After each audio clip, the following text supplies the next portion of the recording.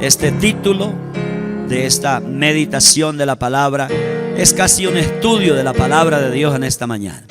Y vamos a ir, tenga en cuenta esa palabra convicciones. ¿Qué se le ocurre a usted con la palabra convicciones? ¿Ah? Ok. Pérgamo, la iglesia sin convicciones. Leamos la cita primero y luego le explico un poco lo que significa esa palabra convicciones, porque es muy importante, hermano. Es muy importante en el andar suyo. Vamos a leer la cita bíblica, Apocalipsis capítulo 2, versículo 12 al 17, Alvarito. Ahí estamos. Ojo, por favor, todos atentos. Dice: y escribe al ángel de la iglesia, ¿en dónde? Pérgamo. ¿En dónde, hermanos? Pérgamo. Esta es una ciudad que actualmente todavía existe, ya no con el nombre de Pérgamo, se llama algo así como Bérgamo, Bérgamo así, y está en el país de Turquía. Dice: escribe al ángel de la iglesia en Pérgamo, el que tiene la espada aguda de dos filos, dice esto. Versículo siguiente: yo sé dónde moras. ¿Dónde está qué? ¿Dónde está el trono de Satanás? Guardas fielmente mi nombre y no has negado mi fe. Aún en los días de Antipas, mi testigo, mi siervo fiel, que fue muerto entre vosotros, donde mora Satanás.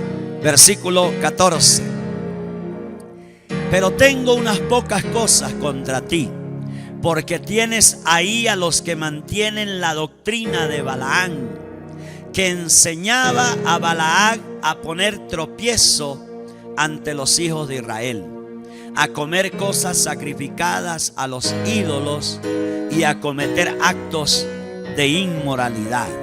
Versículo 15: así también tienes algunos que de la misma manera mantienen la doctrina de los nicolaitas. Versículo 16, vamos hasta el 17. Por tanto, arrepiéntete, si no vendré a ti pronto y pelearé contra ellos con la espada de mi boca. Y finalmente el versículo 17 dice: el que tiene oído, oiga lo que el Espíritu dice a las iglesias. Al vencedor le daré del maná escondido y le daré una piedrecita blanca, y grabado en la piedrecita un nombre nuevo, el cual nadie conoce sino aquel que ¿qué? Sino aquel que lo recibe. Ok. Pérgamo, la iglesia sin convicciones. Ahora, ¿qué significa la palabra convicciones? ¿Y por qué es tan importante tener convicciones en la vida? Una de las carencias de los cristianos de hoy son las convicciones. Las convicciones.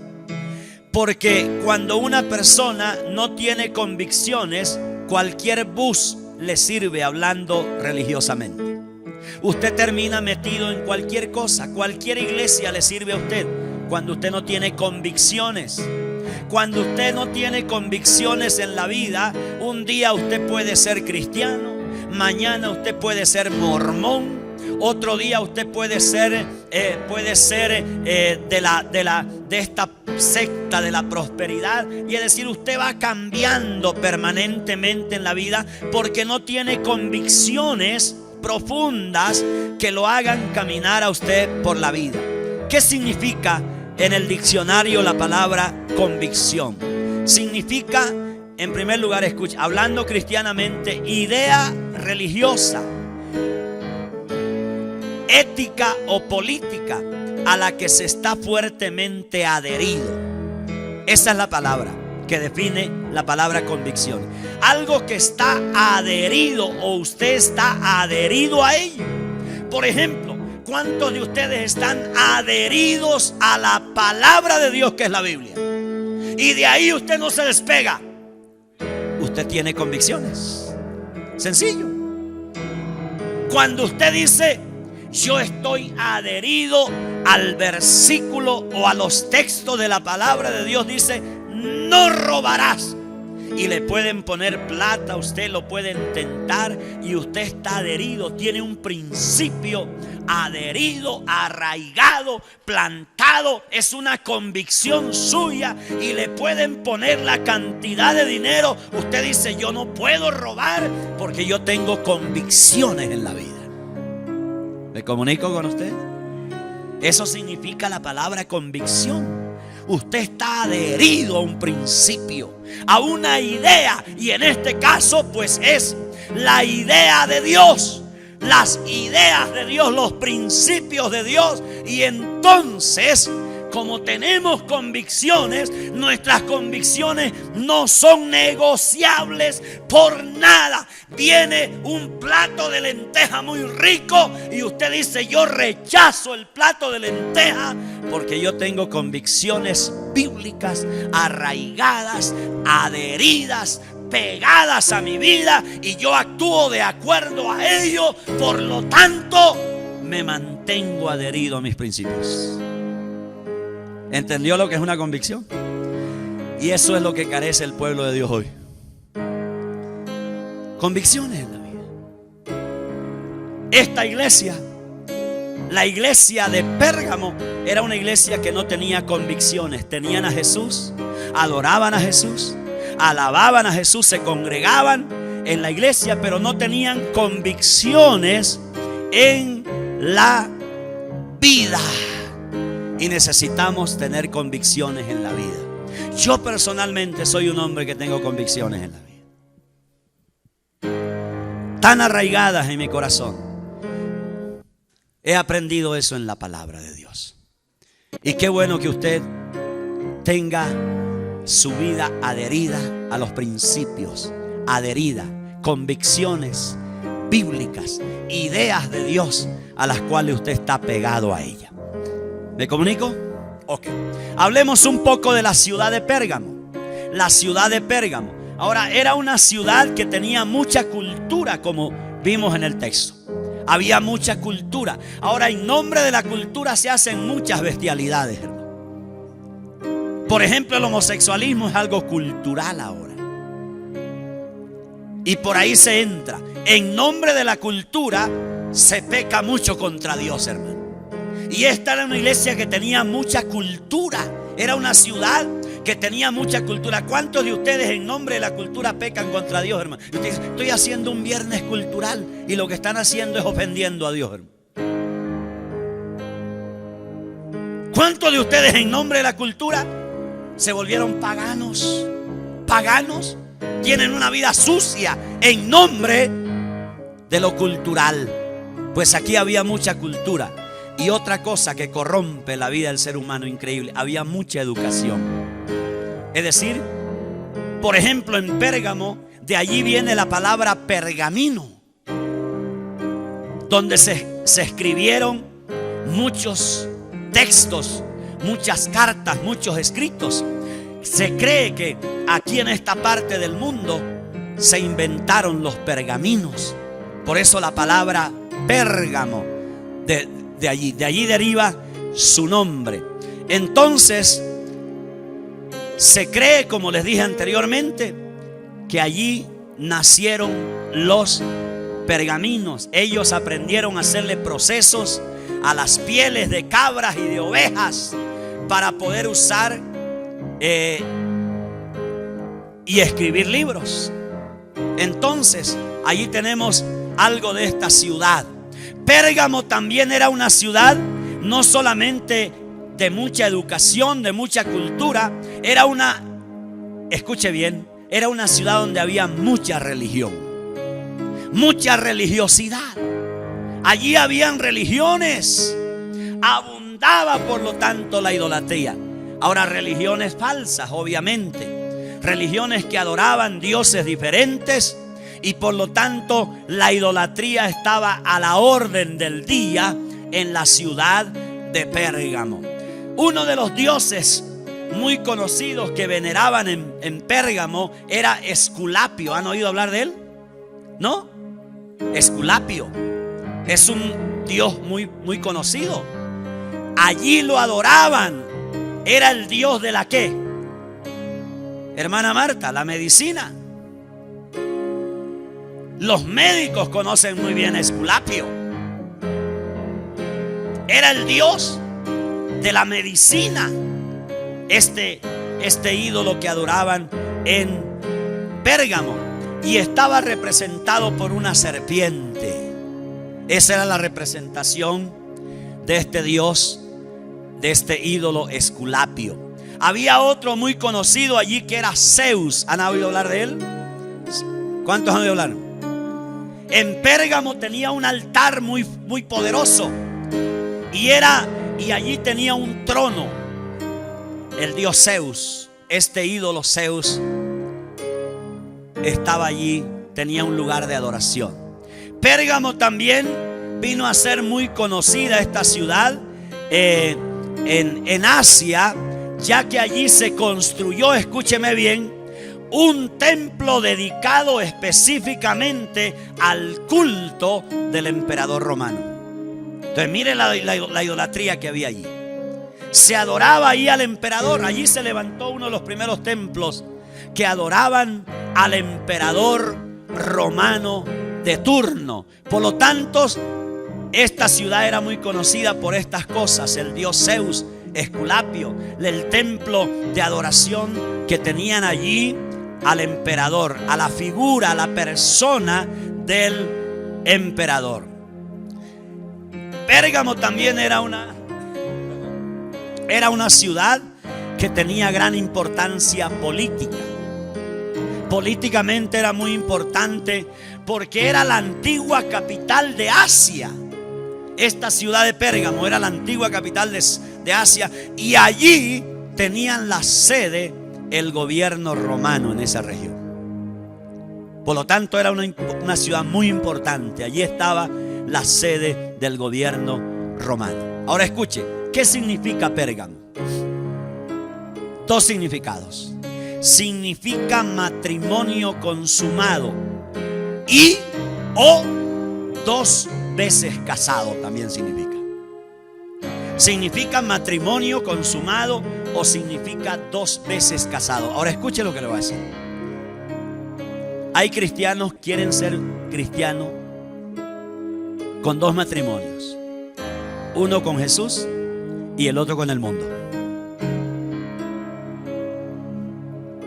Pues en esta ciudad los cristianos querían vivir así, casados con 2.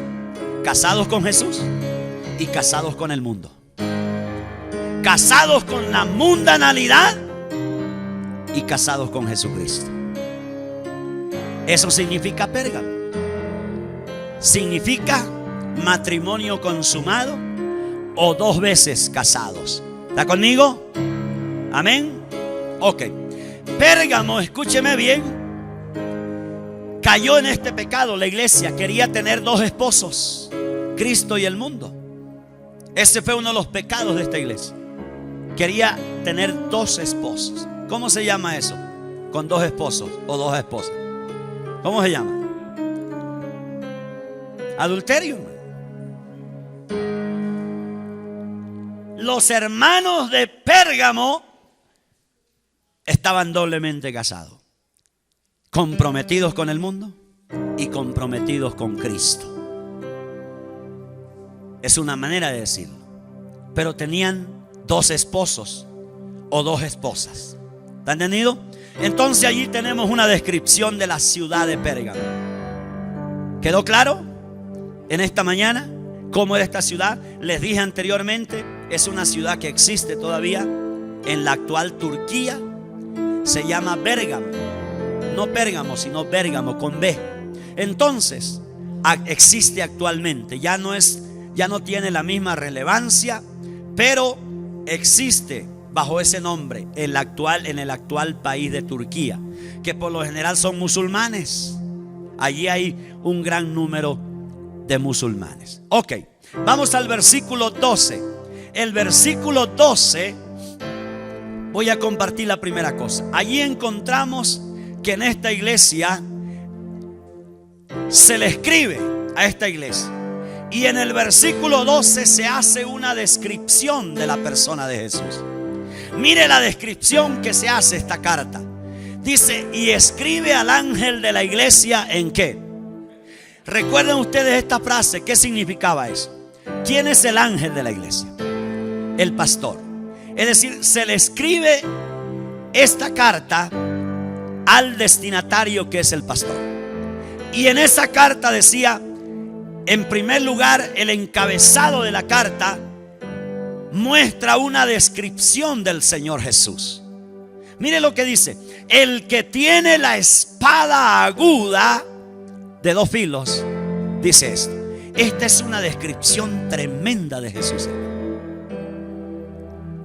Mire cómo lo describe esta carta. Ahora ya usted leyó el contexto, se lo he narrado el contexto, pero esta carta llega allí y mire el encabezado. El encabezado va dirigida al pastor, pero en el encabezado dice: el que tiene la espada aguda de 2 filos, dice esto. Es una descripción de Jesús. De Jesús. Escúcheme bien. Jesús ya está resucitado. Él ya murió en la cruz. Está resucitado. Pero mire lo que dice acerca de Jesús. Dice que tenía, ¿cómo lo describe allí? Tiene una espada aguda de 2 filos. Mire, hermanos, casi nunca describimos a Jesús así. Casi nunca predicamos de un Cristo así, con una espada en su boca. ¿Para qué uno carga la espada, hermano? Cuando usted ve a alguien con la espada, ¿viene a darle un beso a usted? Cuando usted ve a alguien con la espada persiguiendo a alguien, dice: ah, claro, le va a celebrar el cumpleaños, dice. ¿Sí? Cuando alguien está con una espada, y escuche, de 2 filos, en su boca, en su mano, eso significa, escúcheme bien, significa una, escuche bien, una figura terrible del Señor Jesús. Aquí se nos está presentando a Jesús como alguien que tiene autoridad, que es el juez máximo de toda la tierra. Se nos está presentando a Jesús como aquel juez que tiene toda la autoridad para juzgar a todos. Se nos está presentando a Jesús como aquel que viene como un verdugo para hacerle la guerra a sus enemigos. Es la descripción del Hijo de Dios, ya no como Cordero Salvador que viene con los brazos extendidos al mundo y decirle: vengan pecadores, quiero limpiarlos. No, aquí viene para juzgar. Es el juez. Viene con la espada a tomar, escúcheme bien, venganza de sus enemigos. Así se describe a Jesús en esta carta que encontramos en el libro en la carta de Pérgamo. Es una espada que sale de su boca. Y escúcheme bien, esa espada se refiere específicamente, ¿sabe a qué? A la palabra de Dios. Es con la palabra que Cristo juzgará al mundo. No es con una espada física. Es la palabra de Dios que penetra, que discierne las intenciones, las actitudes, penetra en los huesos, penetra en el corazón, en las emociones, en los tuétanos, en las coyunturas de cada ser humano. Jesús se presenta ante la iglesia de Pérgamo, donde estaba la sede del gobierno romano, y le dice al emperador, le dice: mira, yo estoy aquí como el juez de toda la tierra. Quiero que sepa esta ciudad que yo soy el máximo juez, que tengo el poder para juzgar. Y miren la espada de la palabra de Dios en mi boca, y voy a juzgar a este país, a esta nación y a esta ciudad. Era muy importante que Jesús se presentara así, porque allí adoraban al emperador romano. Allí la idolatría estaba a la orden del día. Allí La mundanalidad estaba a la orden del día. Por eso Jesús viene a esta iglesia con este mensaje poderoso y Él se presenta como el que tiene la espada de dos filos en su boca para mostrarle a esta ciudad, a estos cristianos, que Él es el símbolo. Él representa la autoridad absoluta y está reclamando su poder y su autoridad en el corazón de cada individuo.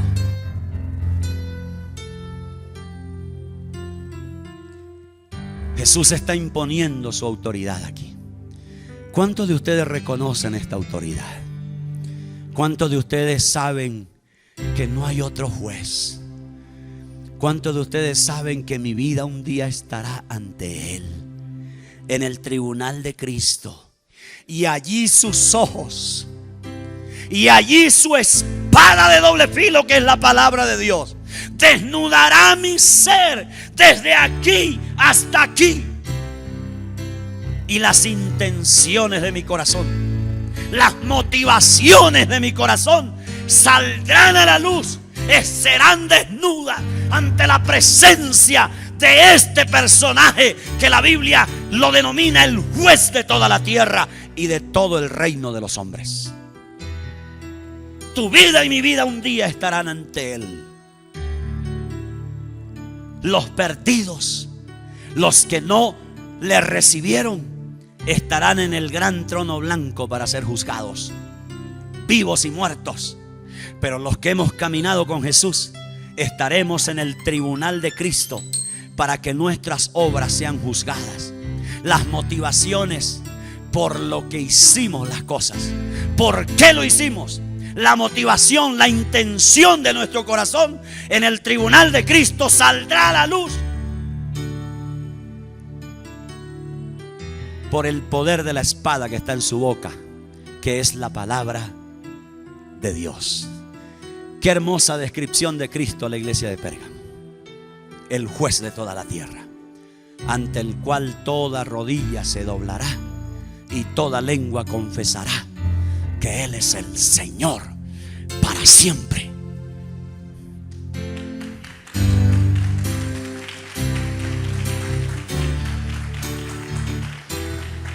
Entonces, en primer lugar, se hace una descripción de Jesús. En segundo lugar, se hace una descripción de la iglesia de Pérgamo. Aunque yo le mencioné ya algo. Pero mire, en segundo lugar, aquellos que anotan, en segundo lugar, versículo 13 al 15, mire la descripción que se hace de esta iglesia. ¿Cómo era esta iglesia? ¿En qué andaba esta gente cristiana? ¿En qué andaba? ¿Cuáles eran sus convicciones? Pues no las habían. Pero mire lo que ellos dicen. Yo sé dónde moras, le dice Jesús a la iglesia. Yo sé dónde moras. ¿Dónde está el trono de qué? Está el trono de Satanás. Guardas fielmente mi nombre y no has negado mi fe. Aún en los días de Antipas, mi testigo, mi siervo fiel que fue muerto entre vosotros, donde mora Satanás. Mire esta frase 2 veces, donde mora Satanás. Páreme bolas, porque voy a hablarle en esta mañana algunas cositas muy claras a usted. Versículo 14. Vamos hasta el 15.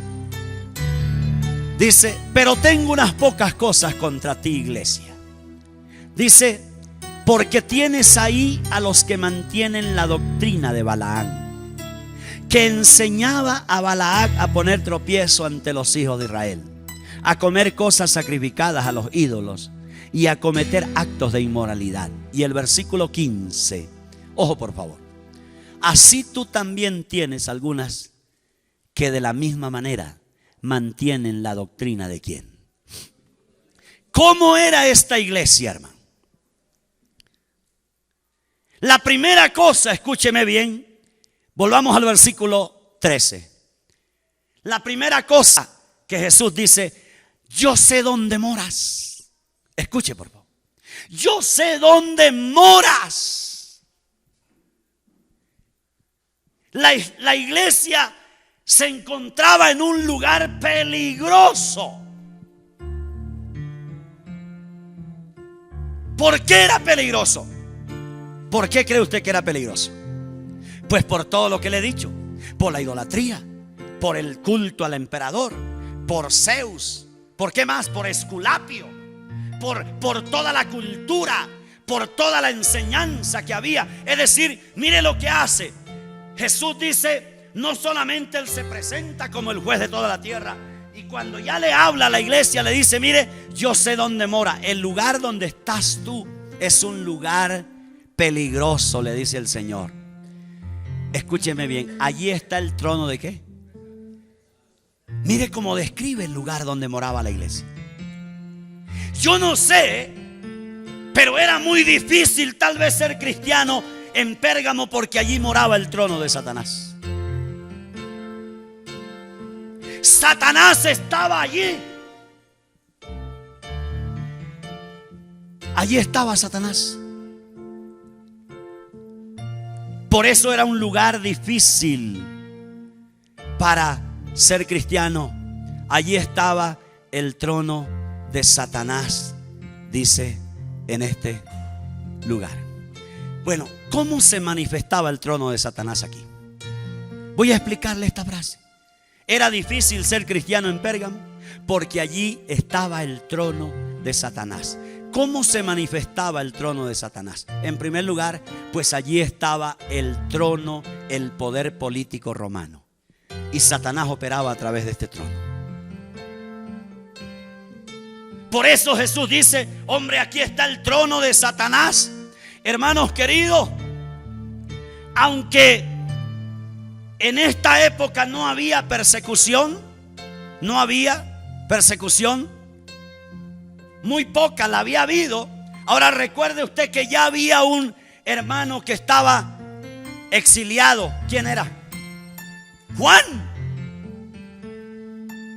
Había un poco de persecución.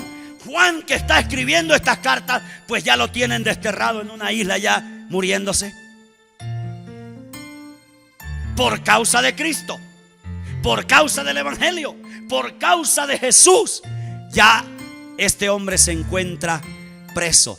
Entonces, la primera razón por la cual estaba allí el trono de Satanás era porque en Pérgamo estaba el culto al emperador, y no solamente el culto al rey, sino que también allí estaba, escúcheme, la sede del poder político del imperio. Desde allí ellos gobernaban y mandaban. Por eso la Biblia dice que en Pérgamo se encontraba el trono ¿de quién? De Satanás. Segundo, ¿por qué más se encontraba allí el trono de Satanás? Porque allí había mucha idolatría, hermano. Había mucha idolatría. ¿Sabe que una de las cosas que Satanás utiliza para controlar la mente del ser humano es la idolatría y la superstición? El mundo es muy supersticioso. ¿Cuántos saben eso? Hay gente, por ejemplo, que dice: yo le tengo una fe inquebrantable a la matica de sábila. Superstición. En mi casa siempre acostumbramos a colocarnos cucos amarillos ¿cuándo es? El 31. Superstición. En mi casa, como cristianos, siempre mantenemos la Biblia abierta en el Salmo 91. Superstición.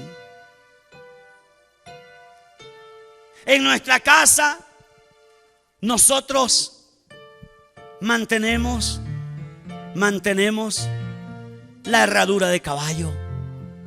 Superstición. Escúcheme bien. Satanás ha usado la idolatría y la superstición como su arma para mantener cautiva la mente de mucha gente. Pues Pérgamo era una iglesia idólatra. Allí ellos tenían idolatría. Adoraban a Zeus, adoraban a Esculapio, adoraban al emperador. Esto era algo muy cierto en Pérgamo, hermano, por ser el centro del gobierno romano. Entonces había culto allí, había mucha idolatría. Por eso Jesús dice: aquí está el trono de Satanás en esta ciudad. A pesar de todo esto, dice el versículo 13 en su parte final, dice: a pesar de todo esto, tú has sido ¿qué? Has sido fiel a mi nombre y no has negado mi ¿qué? No has negado mi fe. La iglesia había sido fiel, es decir, se habían mantenido creyendo en Jesús. Ellos no habían negado a Jesucristo, no habían renunciado a Él, a pesar de que el trono de Satanás se encontraba allí. Pero escúcheme bien, entonces Satanás sabía esto, que los cristianos se habían mantenido fieles a Jesús, seguían declarando que Jesucristo era el Señor de sus vidas. Entonces Satanás utiliza otras estrategias para poder dañar esta iglesia. Y luego dice en el versículo 14 y 15, mire lo que hace Satanás en esta iglesia. Versículo 14 y 15. Dice: pero tengo unas pocas cosas contra ti. Escuche, habían mantenido su fidelidad al Señor. Ellos seguían creyendo en Jesús. Ahora, luego Jesús les dice: tengo unas pocas cosas contra ti, porque tienes ahí, escucha, ¿dónde?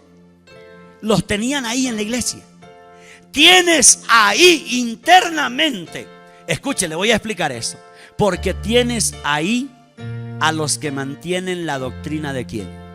De Balaam, que enseñaba a Balaam a poner tropiezo ante los hijos de Israel, a comer cosas sacrificadas a los ídolos y a cometer actos ¿de qué? Actos de inmoralidad. Versículo 15, ayúdame, Alvarito. Versículo 15 dice: así tú también tienes algunos que de la misma manera mantienen la doctrina ¿de quién? ¿De quién? Ok. Mire lo que hace el enemigo, hermano. Como el enemigo no pudo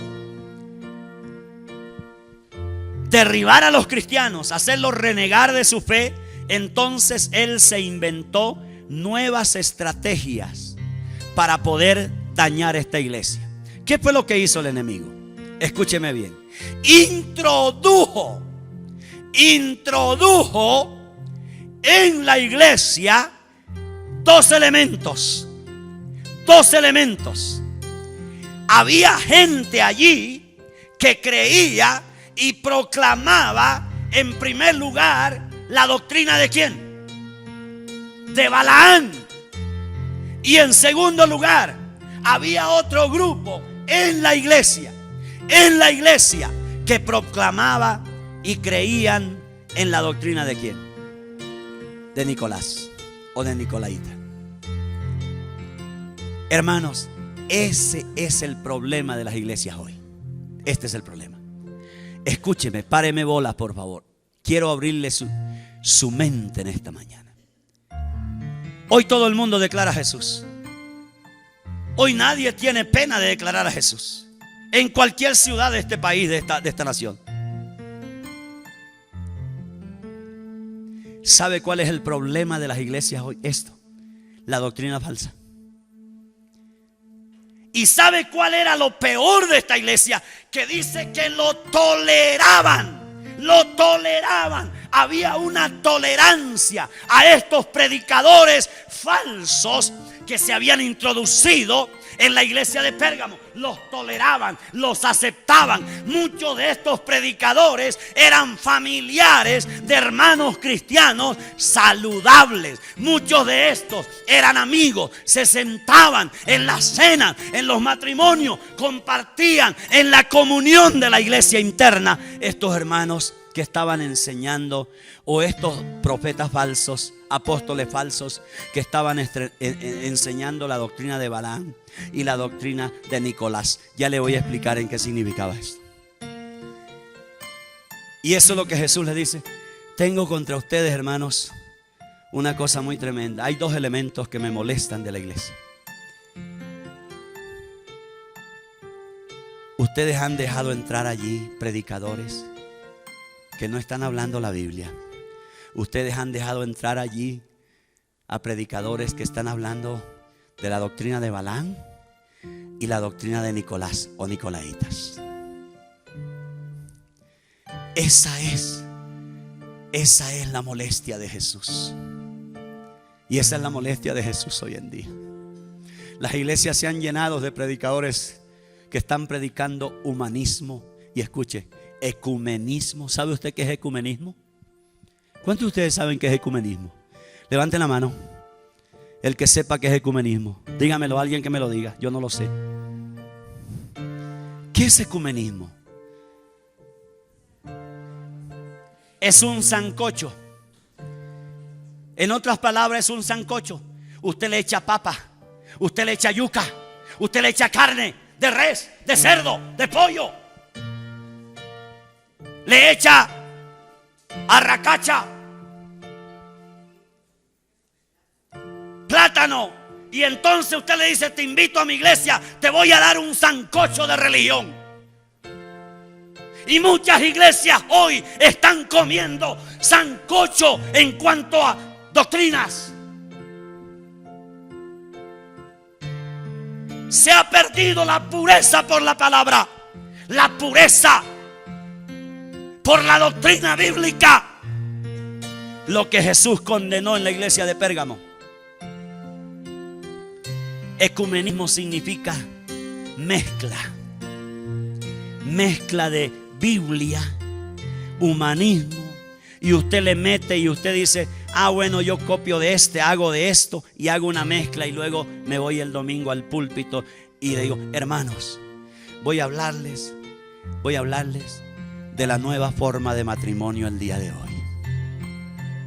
Me voy al púlpito y le digo: hermanos, quiero que pasen aquí y hagan un pacto económico. Se ha introducido el ecumenismo en las iglesias.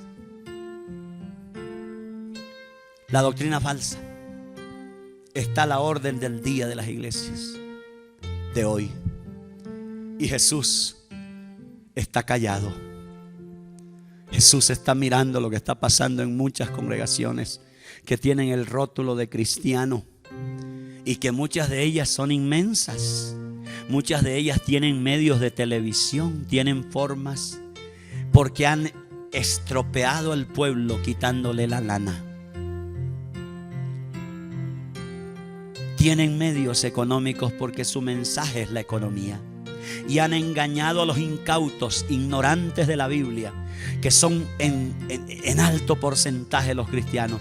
Han engañado a tanto cristiano, haciéndole creer que los pactos son bíblicos, haciéndoles creer que si llevan una ofrendita, Dios les va a soltar la bolsa del cielo y su problema se le arregló, sin que arregle su vida, sin que haya arrepentimiento, sin que haya un cambio y transformación de mentalidad. Esta ciudad está llena de gente así ahora. Y Pérgamo había sido contaminada por esto, hermano. La doctrina falsa. En primer lugar, Balaam y Nicolás. Escuche, ¿qué significa doctrina? Quiero explicarle esto porque yo sé que algunos de ustedes no saben lo que es doctrina. Escúcheme, por favor.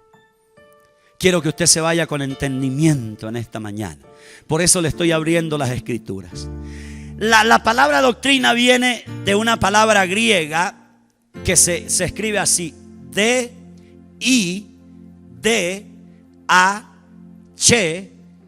didache. Si me la puedes escribir ahí, Alvarito.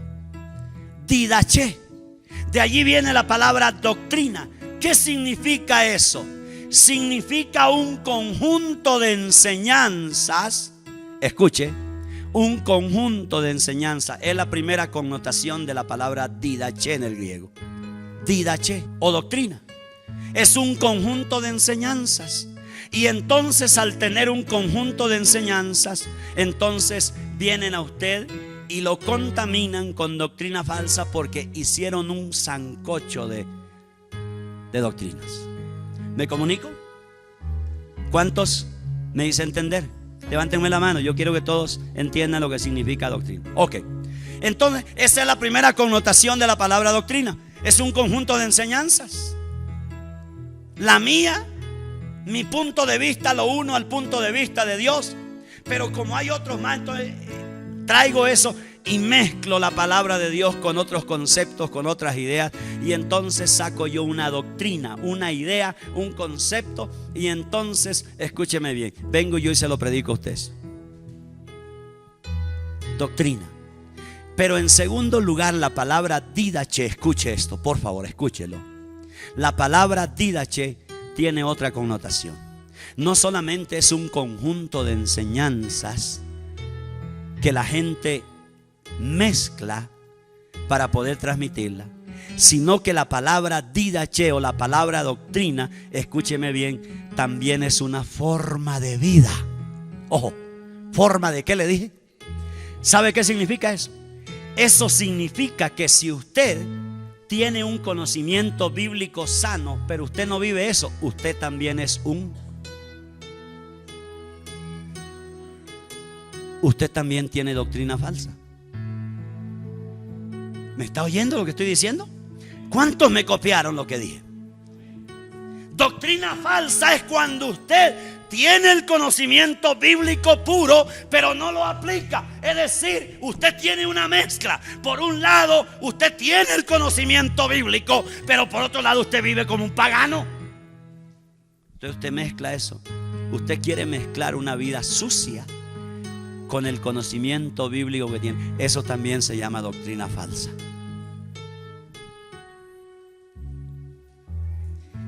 ¿Tú no crees que hay muchos cristianos que tienen doctrina falsa en este sentido?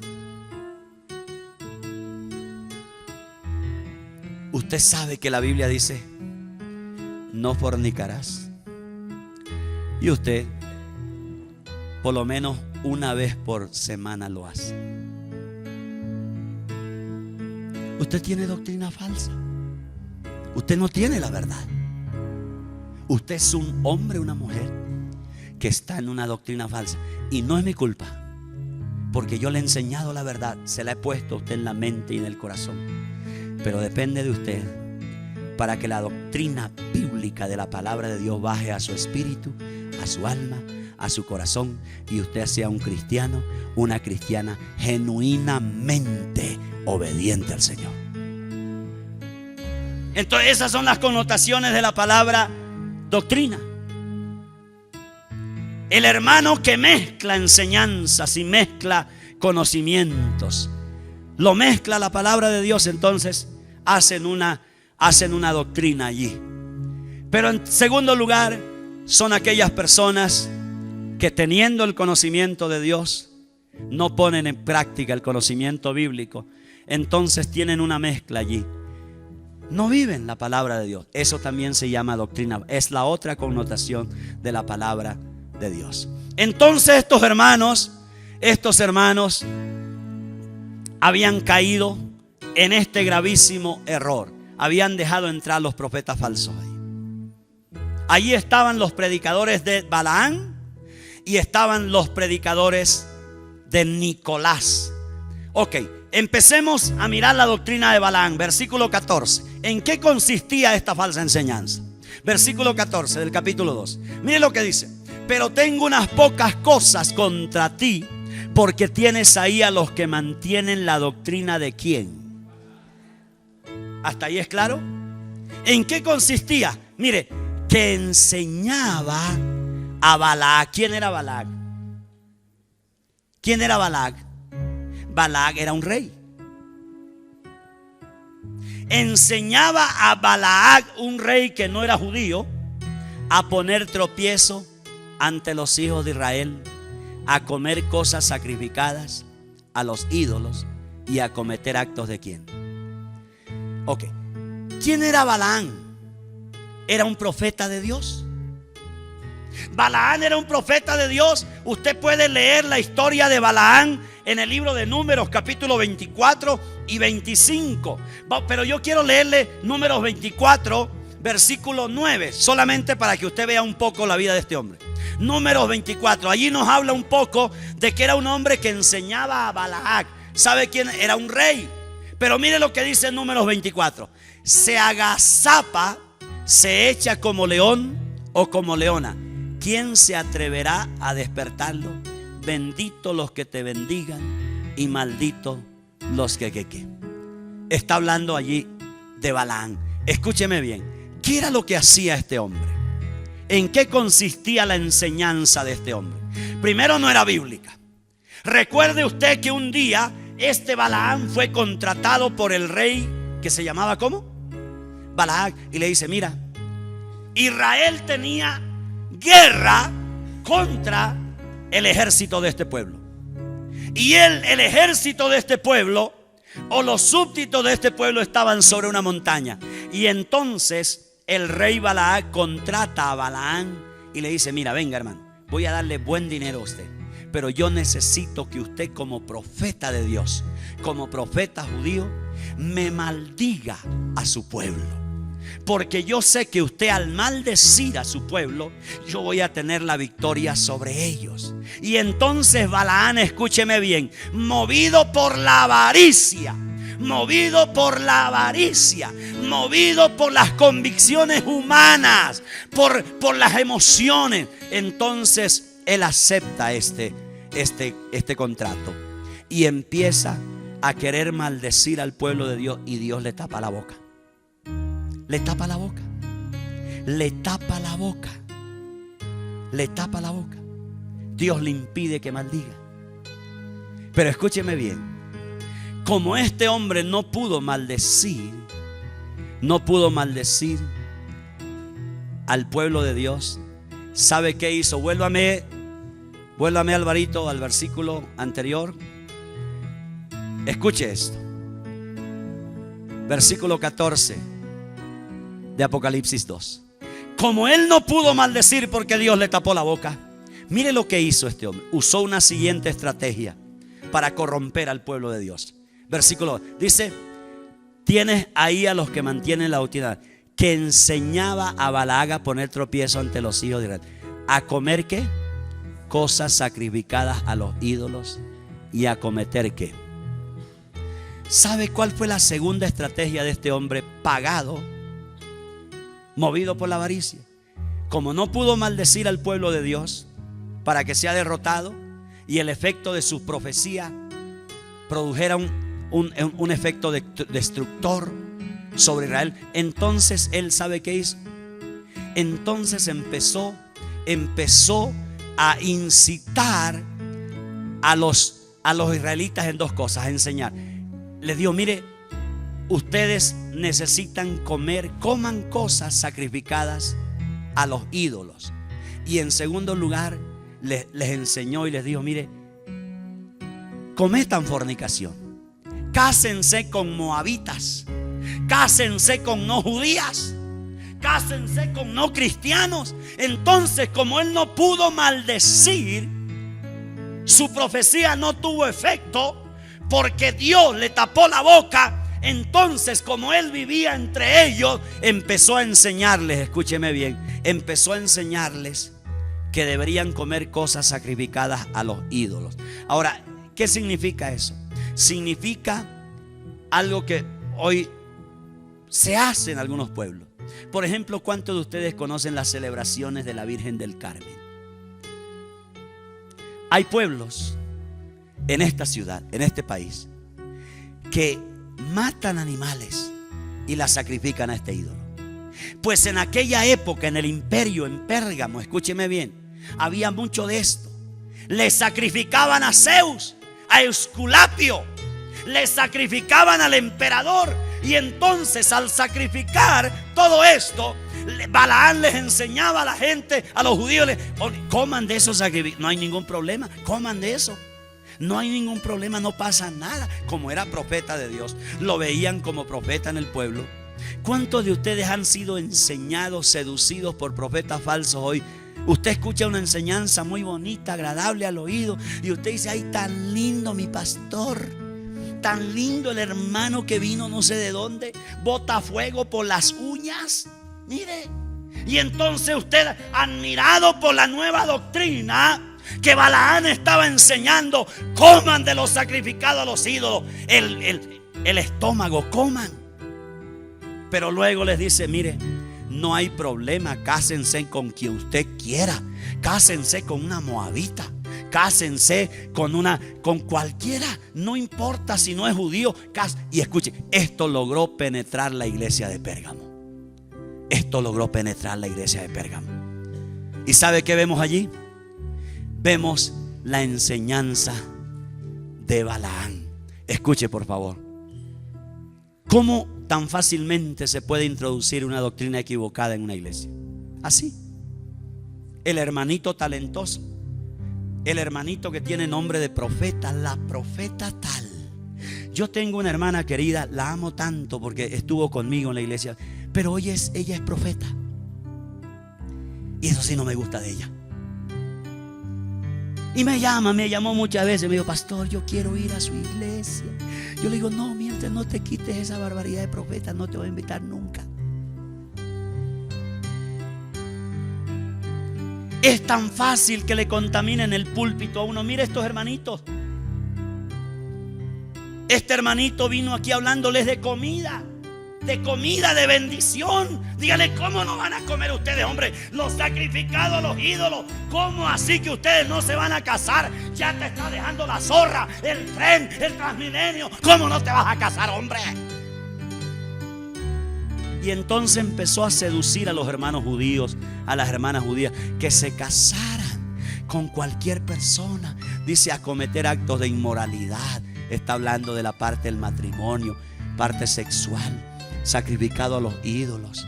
Y entonces esta enseñanza estaba siendo proclamada juntamente con la enseñanza bíblica en la iglesia de Pérgamo. Y cuando viene Jesús con la espada en la boca, dice: estoy disgustado con ustedes. Aquí hay un predicador que les está hablando a usted de comer cosas sacrificadas a los ídolos. Aquí hay un predicador que les está hablando a usted de casarse con cualquier persona. No importa si no tiene principios, lo importante es que se ha estudiado. ¿Y cuántos de ustedes tienen la enseñanza de Balaán? ¿Sabe que eso es enseñanza de Balaán? Cuando usted es una persona que no le importa si con el que se va a casar es una persona inconversa. No le importa. Usted dice: lo importante es que es caribonito, tiene arete. Nunca se casen con alguien que tiene arete. Seguro. ¿Sabe por qué? Porque ese pisco no sabe si es mujer o es hombre. Ese se le puede voltear más adelante a usted.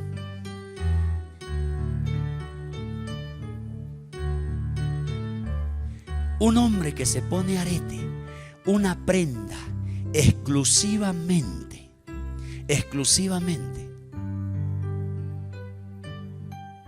que forma parte de la cultura femenina,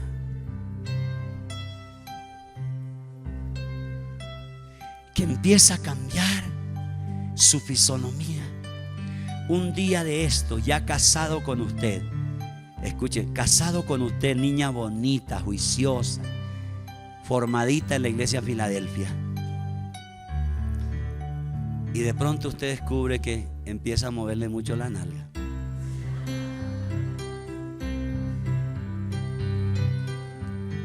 Sí, yo se lo dije.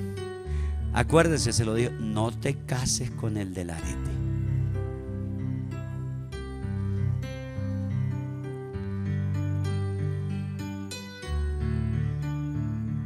Este profeta falso le enseñó a la iglesia de Pérgamo que se podían casar con cualquier persona. Y luego viene el personaje de la historia, Jesús de Nazaret, con la espada en la boca. Le dice: estoy disgustado con ustedes porque ustedes han abrazado la doctrina de Balaán. ¿Entendió en qué consistía la doctrina de Balaán? Segunda cosa, rápidamente. Segunda cosa, antes que se me vaya el tiempo. Segunda cosa, no tengo tiempo para decirle más, pero el versículo 15, el segundo problema que tenía esta iglesia: así también tienes algunos que de la misma manera ¿Cómo dice? De la misma manera. Era muy similar, muy parecido lo que estaba pasando. Era muy similar lo de Nicolás y lo de Balaán. De la misma manera. ¿Qué pasaba allí? Dice, ustedes tienen otra cosita allí que no me gusta. Es también la doctrina. Ahora note la palabra doctrina, didaché. Una idea religiosa equivocada. Didaché o didaqué, más correctamente. ¿En qué consistía la doctrina de Nicolás? Ese es su creador. Nicolás fue alguien que engañaba al pueblo de Dios en Jerusalén. Fue un personaje enseñándole una falsa gracia, hermano. Él hablaba de una gracia falsa. Hablaba de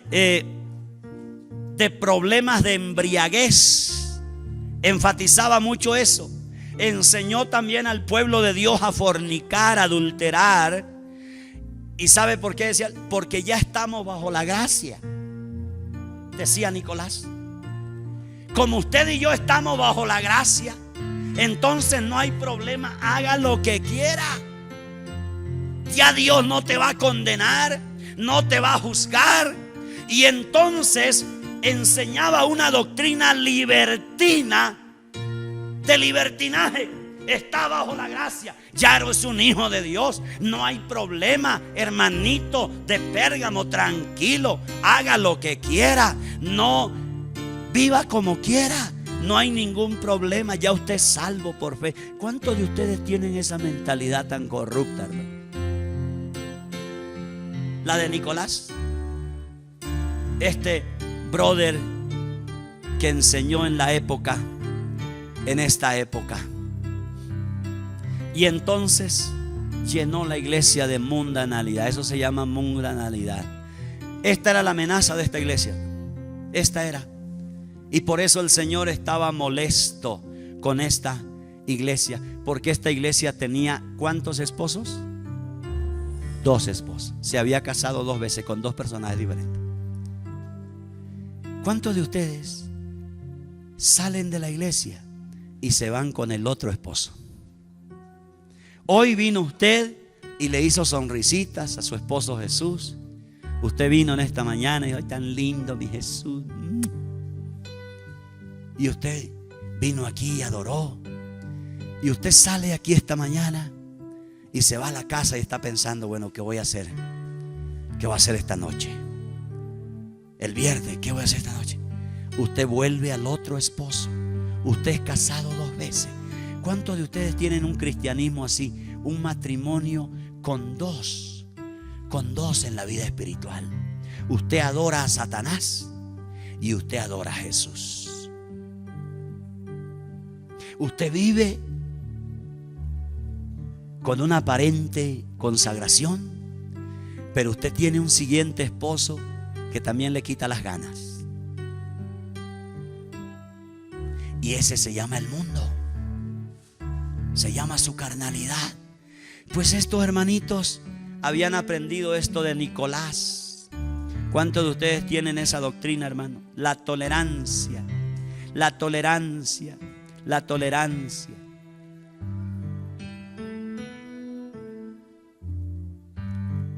La tolerancia.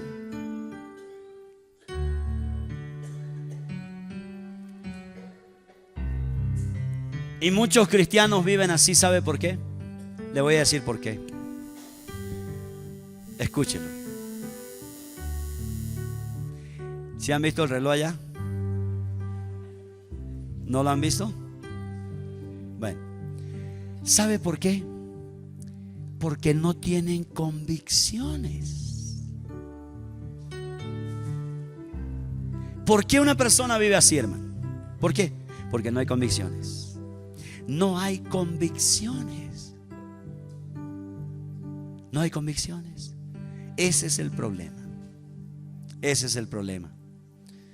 Y finalmente, para dejarlo ir en esta mañana, mire el versículo 16. Aquí viene el mensaje de Cristo a esta corruptela de la iglesia. Por tanto, ¿qué le dice el Señor aquí? Tranquilo, hermano, tranquilo, no hay problema. Tú te puedes embriagar entre semana, una palacé, no hay problema. Tranquilo, tranquilo, tranquilo. Eso hoy te embarras y mañana te levantas y te limpias el pico, las uñas, las patas y no hay problema. El domingo otra vez estás limpio, pero solo el domingo. Entonces el domingo allá pones una cara de ángel Gabriel. A propósito, pones una carita de ángel Miguel allá. Y entonces otra vez el círculo vicioso. Vuelves la siguiente semana, te ensucias el pico, las alas, las plumas, la cabeza. Y entonces vives en un círculo así, con dos maridos, dos matrimonios en tu vida espiritual. Dos personajes gobiernan tu vida, dos ideas. Eso se llama doctrina falsa. Falsedad en la doctrina, impureza en la doctrina, corrupción en la doctrina. Se llama eso cuando tú tienes una mentalidad así, siendo cristiano, lector de la Biblia, te congregas en una iglesia como esta, pero vives así. Eres una persona que tiene una doctrina falsa en la mente. Por eso Jesús viene aquí y sencillo: arrepiéntete, hermano, arrepiéntete, porque has tolerado el pecado en tu vida. Viene con la espada y le dice: arrepiéntete, arrepiéntete. Y mire lo que dice, mire esta palabra: por tanto arrepiéntete. ¿Es claro eso? ¿Sabe qué significa eso, arrepentirse? ¿Cuántos de ustedes saben qué significa? Arrepentimiento significa esto, escuche: un giro de 360 grados. Eso es arrepentimiento. Si tú te quedas en 150 grados, eso no es arrepentimiento. ¿Cuántos de ustedes han dado un giro de 120 grados nomás?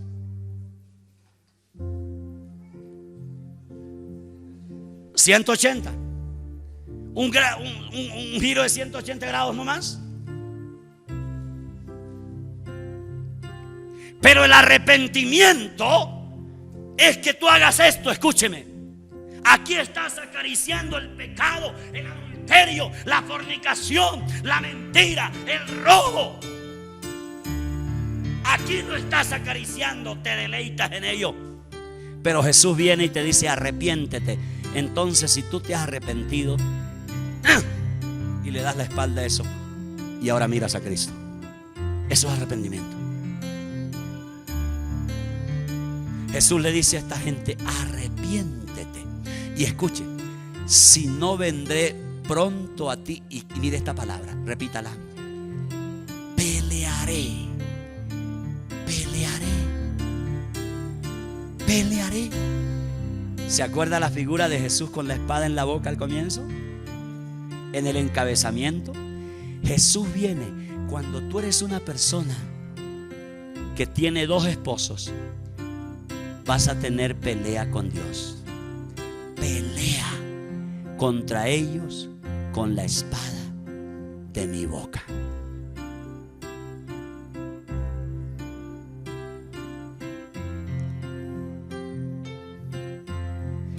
Mire lo que hace Jesús. Les da tiempo todavía, le dice: vendré pronto. No será ahora, pero voy a venir. Si tú no te arrepientes, vendré pronto a ti y pelearé contigo. Pelearé contigo. Vas a ver cómo es que yo sé manejar muy bien la espada de doble filo que tengo en mi boca.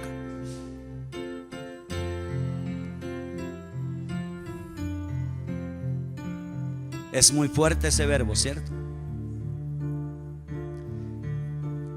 No esperes que Jesús venga con su espada en la boca como un guerrero para despedazarte.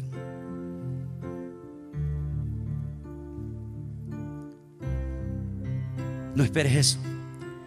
Recuerde que esto se le está hablando a cristianos, no son inconversos, son cristianos que han dejado que los profetas falsos vivan entre ellos. ¿Cuántos de ustedes tienen un familiar que usted lo considera que tiene una doctrina falsa? ¿Cuántos de ustedes tienen a alguien así? Muchos de estos predicadores falsos de Balaán y de Nicolás eran familiares de los hermanos. ¿Eran familiares? Eran familiares. Póngase en pie en esta mañana. Este mensaje lo puede usted escuchar nuevamente.